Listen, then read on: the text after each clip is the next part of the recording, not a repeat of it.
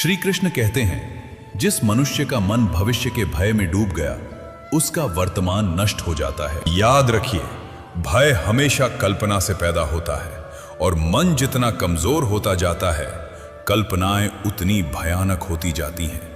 इसलिए गीता बार बार मन को वर्तमान में लाने की बात करती है, क्योंकि वर्तमान ही सत्य है। भूतकाल जा चुका है, भविष्य अभी बना ही नहीं, लेकिन इंसान इन दोनों में उलझकर वर्तमान खो देता है।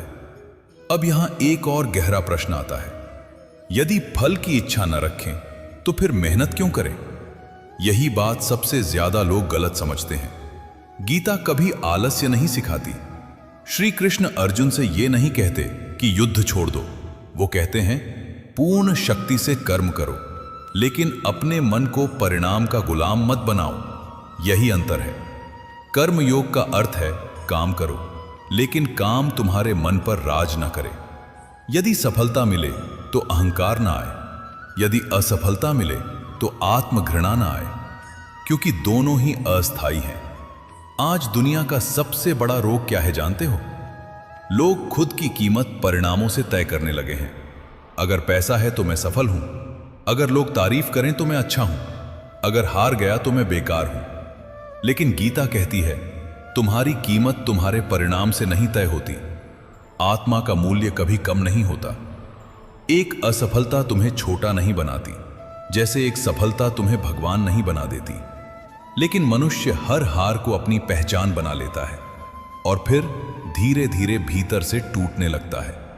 अब सुनिए गीता का एक ऐसा सत्य जो अधिकांश लोग पूरी जिंदगी नहीं समझ पाते। इच्छाएं कभी खत्म नहीं होती। मनुष्य सोचता है बस ये मिल जाए फिर मैं खुश हो जाऊंगा, लेकिन जैसे ही वो चीज मिलती है, मन नई इच्छा बना देता है। पहले छोटी चीज चाहिए थी, फिर बड़ी, फिर उससे भी बड़ी, और ये दौड़ कभी खत्म नहीं होती। गीता कहती है, इच्छा से आसक्ति पैदा होती है, आसक्ति से भय पैदा होता है, भय से क्रोध पैदा होता है, और क्रोध से बुद्धि नष्ट हो जाती है। ध्यान से देखिए, जब इंसान किसी चीज को बहुत ज्यादा पकड़ लेता है, तब उसे खोने का डर शुरू हो जाता है, और जहां डर आया वहां शांति खत्म हो गई। इसीलिए जिन लोगों के पास सबसे ज्यादा होता है, अक्सर वही सबसे ज्यादा डरते हैं। धन खोने का डर, सम्मान खोने का डर, रिश्ते टूटने का डर, क्योंकि उन्होंने अपनी शांति को बाहरी चीजों से बांध दिया। लेकिन श्री कृष्ण कहते हैं, जिसने भीतर संतोष पा लिया, उसे संसार गरीब नहीं बना समथिंग। श्री कृष्ण कहते हैं, जिसे स्वयं पर नियंत्रण नहीं, वो किसी परिस्थिति पर नियंत्रण नहीं पा सकता। आज लोग छोटी छोटी बातों पर टूट जाते हैं। किसी ने जवाब नहीं दिया, मन खराब। किसी ने अपमान कर दिया, पूरा दिन खराब। किसी ने साथ छोड़ दिया, जीवन ही बेकार लगने लगा। क्यों? क्योंकि मन बाहर की चीजों का गुलाम बन चुका है। और जब तक मन दूसरों के व्यवहार से नियंत्रित होगा, तब तक शांति असंभव है। याद रखिए, परिपक्व इंसान वो नहीं जो कभी दुखी ना हो। परिपक्व इंसान वो है जो दुख में भी स्वयं को संभाल सके। श्री कृष्ण स्वयं अत्यंत शक्तिशाली थे, फिर भी उन्होंने हर अपमान का उत्तर क्रोध से नहीं दिया, क्योंकि उन्हें पता था हर व्यक्ति आपकी ऊर्जा के योग्य नहीं होता। आज लोग अपनी सबसे बड़ी शक्ति कहां खो रहे हैं जानते हो?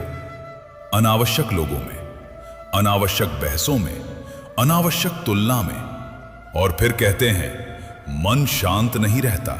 कैसे रहेगा?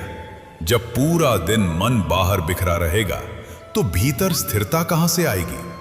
गीता कहती है, जिसने अपने मन को भीतर स्थिर कर लिया, उसे संसार विचलित नहीं कर सकता।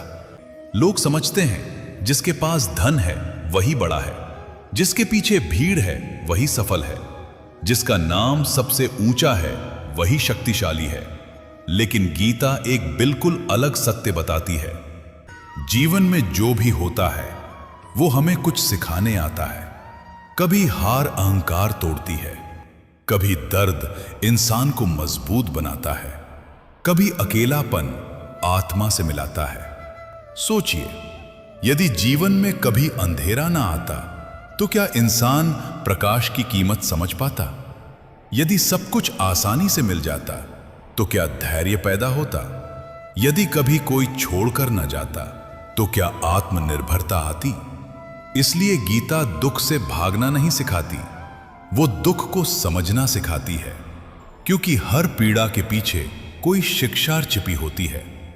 लेकिन समस्या यह है कि मनुष्य हर कठिन समय में केवल एक ही सवाल पूछता है, मेरे साथ ही क्यों?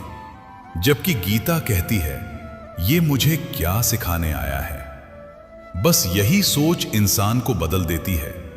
लेकिन अब सबसे बड़ा रहस्य बाकी है।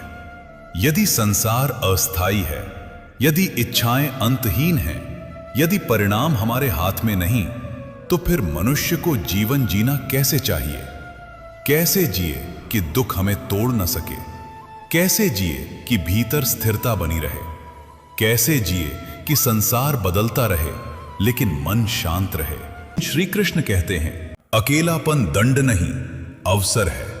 अधिकांश लोग अकेले होने से डरते हैं। उन्हें हर समय कोई चाहिए, बात करने वाला, समझने वाला, साथ रहने वाला। लेकिन श्री कृष्ण कहते हैं, जब इंसान अकेला होता है तभी वो स्वयं को सबसे स्पष्ट देख पाता है। संसार का शोर इंसान को खुद से दूर रखता है, लेकिन मौन आत्मा के द्वार खोलता है। ध्यान से सोचिए, जब आप बिल्कुल अकेले होते हो तब आपके भीतर क्या चलता है? डर, पछतावा, चिंता या शांति? यही आपकी वास्तविक स्थिति है, क्योंकि भीड़ में इंसान अभिनय कर सकता है लेकिन अकेले में नहीं। और शायद इसी कारण आज लोग हर समय खुद को व्यस्त रखते हैं, क्योंकि उन्हें डर है कि कहीं उन्हें खुद से सामना न करना पड़े। लेकिन गीता कहती है, जो स्वयं के साथ बैठना सीख गया वो संसार में कभी अकेला नहीं रहेगा। अब सबसे महत्वपूर्ण प्रश्न, क्या कारण है कि कुछ लोग कठिन परिस्थितियों में भी शांत रहते हैं और कुछ छोटी सी समस्या में टूट जाते हैं? उत्तर है आसक्ति। जितनी ज्यादा आसक्ति उतना ज्यादा भय। जिस व्यक्ति ने अपनी पहचान धन से जोड़ ली, धन जाते ही वो टूट जाएगा। जिसने अपनी खुशी लोगों से जोड़ ली, लोग बदलते ही वो बिखर जाएगा। लेकिन जिसने स्वयं को आत्मा समझ लिया, उसे संसार की कोई घटना पूरी तरह तोड़ नहीं सकती। यही कारण है कि गीता बार बार कहती है, तुम शरीर नहीं हो, तुम आत्मा हो। शरीर बदलता है, आत्मा नहीं। संसार बदलता है, आत्मा नहीं। समय बदलता है, आत्मा नहीं। और जिस दिन इंसान इस सत्य को महसूस कर लेता है, उसी दिन उसका भय कम होने लगता है, क्योंकि फिर उसे समझ आता है, जिसे मैं समझ रहा था वो केवल शरीर और अहंकार था। मेरा असली स्वरूप उससे कहीं बड़ा है। लेकिन अभी गीता का सबसे गहरा ज्ञान बाकी है। यदि आत्मा अमर है, यदि संसार अस्थायी है, यदि मन ही बंधन है, तो फिर वास्तविक शांति कैसे प्राप्त होती है? कैसे इंसान ऐसा जीवन जिए जहां परिस्थितियां बदलती रहें लेकिन भीतर का संतुलन ना टूटे? मनुष्य पूरी जिंदगी क्या करता है? वो हर चीज को अपने अनुसार चलाने की कोशिश करता है। लोग उसकी इच्छा के अनुसार बोलें, परिस्थितियां उसकी योजना के अनुसार चलें, भविष्य उसकी उम्मीदों के अनुसार बने। लेकिन जीवन कभी किसी की इच्छा से नहीं चलता। और यही सत्य इंसान को सबसे ज्यादा तोड़ता है, क्योंकि उसे बचपन से सिखाया गया, सब कुछ तुम्हारे नियंत्रण में है। लेकिन गीता कहती है, नियंत्रण केवल कर्म पर है, परिणाम, समय और परिस्थितियां नहीं। यही कारण है कि जितना इंसान नियंत्रण पकड़ने की कोशिश करता है, उतना ही उसका मन अशांत होता जाता है।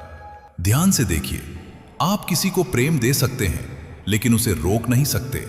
आप ईमानदारी से जी सकते हैं, लेकिन दुनिया आपको समझेगी इसकी गारंटी नहीं। आप पूरी मेहनत कर सकते हैं, लेकिन हर बार जीतेंगे ये निश्चित नहीं। फिर भी इंसान हर हार के बाद खुद को दोष देता है। शायद मुझ में ही कमी थी, शायद मैं अच्छा नहीं हूं, शायद मेरी किस्मत खराब है। और धीरे धीरे आत्मा पर निराशा की परत चढ़ने लगती है। लेकिन श्री कृष्ण कहते हैं, हर घटना तुम्हारे विरुद्ध नहीं होती, कुछ घटनाएं तुम्हें जगाने आती हैं। कभी सोचा है, जब जीवन इंसान को तोड़ता है तभी वो भीतर की ओर क्यों देखने लगता है? क्योंकि जब तक सब कुछ ठीक चलता रहता है तब तक मनुष्य संसार में खोया रहता है। उसे लगता है यही पैसा स्थायी है, यही लोग हमेशा साथ रहेंगे, यही शरीर हमेशा शक्तिशाली रहेगा। लेकिन समय एक दिन सबका भ्रम तोड़ देता है और वही टूटना कई बार आत्मज्ञान की शुरुआत बनता है। महाभारत में भी अर्जुन तब तक भ्रम में था जब तक उसका अहंकार टूट नहीं गया। जैसे ही उसने स्वीकार किया, मैं भ्रमित हूं, मुझे मार्ग चाहिए, तभी श्री कृष्ण का ज्ञान शुरू हुआ। अब सुनिए गीता का सबसे गहरा और सबसे कठिन सत्य।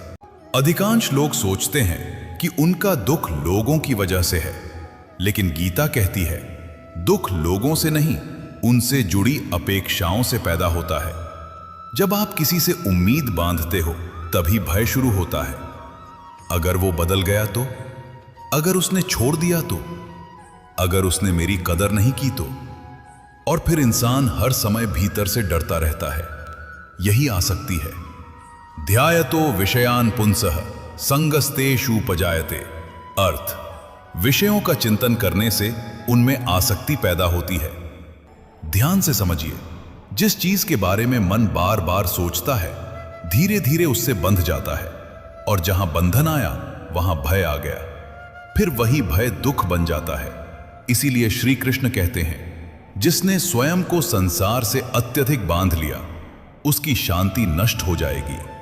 लेकिन इसका अर्थ यह नहीं कि प्रेम छोड़ दो, रिश्ते छोड़ दो या संसार से भाग जाओ। गीता भागना नहीं सिखाती। गीता कहती है संसार में रहो, लेकिन संसार को अपने भीतर मत बसने दो। कमल की तरह बनो। कमल पानी में रहता है, लेकिन पानी उसे भिगो नहीं पाता। वैसे ही ज्ञानी इंसान संसार में रहता है, लेकिन संसार उसकी आत्मा को डुबो नहीं पाता। अब सुनिए वह ज्ञान जो हर दुखी इंसान को समझना चाहिए। जो तुम्हारे पास है वही पर्याप्त है। आज मनुष्य का पूरा जीवन कमी में बीत रहा है। उसे जो मिला है वो दिखाई नहीं देता, जो नहीं मिला मन केवल उसी पर अटका रहता है, और यही असंतोष उसे भीतर से खाता रहता है।